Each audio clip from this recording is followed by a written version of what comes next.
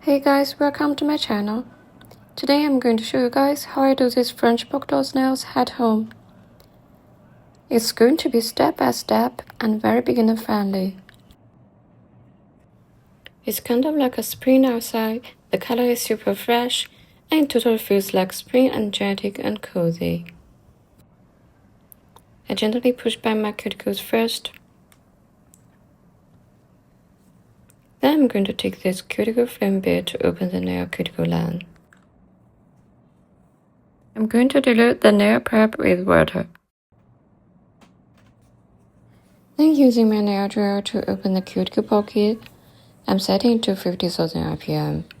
Due to your drill bit, take tiny little steps and start opening the pocket. When you reach the corner of the nail, adjust direction and position of the drill bit to follow the curve of the corner. Then slowly deepen the pocket, and there you have it, your cuticle pocket is perfectly opened. Then I'm going to take this taper fly high bit to lift the cuticle up on the nail plate. I'm setting my infill to 50,000 RPM. Remember to keep the bit flat against your nail. Do not hold it at an angle, otherwise you'll put dents in the nail plate. Alright, moving on to trimming the cuticles. I love working on the cuticles. This is my favorite part, trimming the dead cuticle. If you are a beginner, you need to be extra careful. There's a safety line on your cuticles, so always trim it right along this line. Take your time and work slowly. This way you can neatly remove the dead cuticle without touching the live skin. Going past the safety line may cause irritation or bleeding, so stay within a safe zone will keep your nails clean and healthy.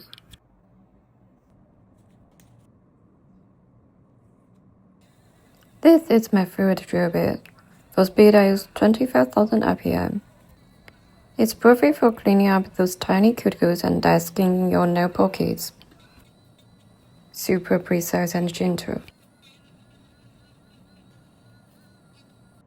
For the final step of each prep, I always use this micro ball bit to clean up any last little bits of dead skin left in my nail pockets. For speed, 25,000 RPM as well. It's great for getting into those hard-to-reach sidewalls and finishing the job perfectly. Just clean away any remaining dead skin and dust from the cuticle area, and moving on to nail tips. I'm using these short square tips. First up, I'm sizing each tip to make sure it fits perfectly from sidewall to sidewall. You want it to cover your entire natural nail. No overlapping onto your skin, but also no little gaps where your natural nail peeks through. Otherwise, it will look messy and won't stay on well. I flash cure it on the lap for about 3 seconds, just until it holds its place. After all the tips are locked in, I pump my whole hand in my big lamp for 60 seconds to fully cure. Now it's time to blend them. 12,000 RPM, nice and slow so we don't overdo it. I'm gently blending the tip right into my natural nail, keeping the drill bit parallel to my nail plate the whole time. As I'm using no buff tips, I can skip the buffing step. But if you're using regular tips, you have to give the whole surface a good buff. Skip the buffing, you'll be dealing with lifting nails in no time. I'm using a 180-degree hand file to shape my nails. Next, I'm applying a balance bond to remove any oil and moisture from the nail surface. Then I'm applying the base coat to my natural nail and the nail extension. Base coat helps the product adhere better, so don't skip this step. Curing it for 60 seconds in the big lamp. Now it's time for the building step. Unlike most tutorials using Gel-X or Polygel, I do tip extension with beauty gel construction. It creates a lighter, more natural look with better shaping. When applying gel for square nails, gravity causes the tip to like product leaving it rounded. In this case, you can build up the tip to avoid this issue. Then apply a thin layer over the nail. This is the key of the swimming pool principle technique. Because of this thin base layer, when I then place a bit of gel on top, it just spreads out itself across the nail naturally, like water filling a pool. I guide the gel with my brush, then turn my finger upside down to let gravity shape it perfectly. This gel warms up when curing, so I do a quick 2-second control cure. Where it's still soft, I use a nail clip to pinch the sides straight, slim the nail and fix the C-curve. Regular use also helps correct flat nails. I just repeat the process. If you don't mind losing a little length, you don't have to build up the tip and sides. You can just apply the gel normally. You just have to shorten the tip a bit at the end to straighten the shape. That's how it works for square nails. For square nails, the apex should be halfway to the free edge. When using the nail clip, just gently pinch the side joint. Don't squeeze too hard or you'll damage your natural nails. Once you pinch the side joint, cure it for 5 to 10 seconds. Since I'll be shortening the nail later and don't need this much length, I won't show the tip and side building method on the ring finger. I'll just apply the gel regular way. Once all nails are done, cure the heel hand in the big lamp for 60 seconds. When we build up a tip and sides, it might look a bit uneven, bumpy, and not straight at first. But once we fill and shape it, it will turn out really nice and perfectly straight. First, use the nail gel to fill down all the high spots. Then use a 150-degree hand file, going straight up and down to shape it. Finally, gently buff the cuticle area with the nail gel, so the extension blends naturally into your natural nail, as if it's your own growing nails. Filing finished. The shape is perfect, nice and square, super straight. Next, I am applying balance bond to remove any oil and moisture from the nail surface. Then applying base coat and curing it for 60 seconds in my big lamp.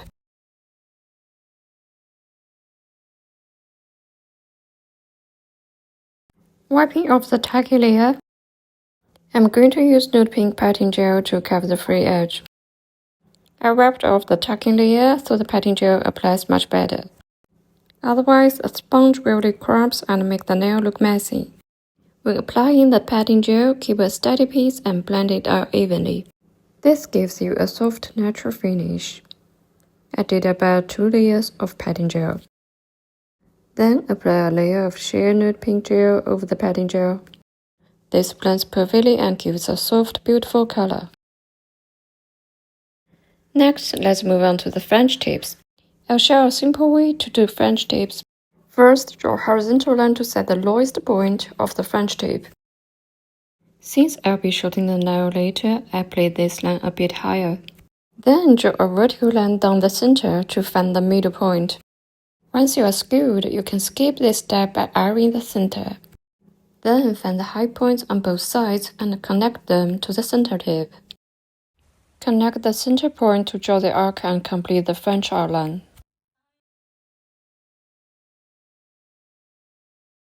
Use a gel brush to fill in the color. Don't cure it right after filling. Use a liner brush to clean up the French edge. It will look really neat and clean. Now I'm going to add a thin blue line on the top of the French tip to make it pop. It's basically just outlining the small line we just did. And here's a little trick. Keep the line thinner on both sides and make it slightly thicker right in the middle. This gives the line a nice curve and makes the whole design look more delicate, layered, and really stylish.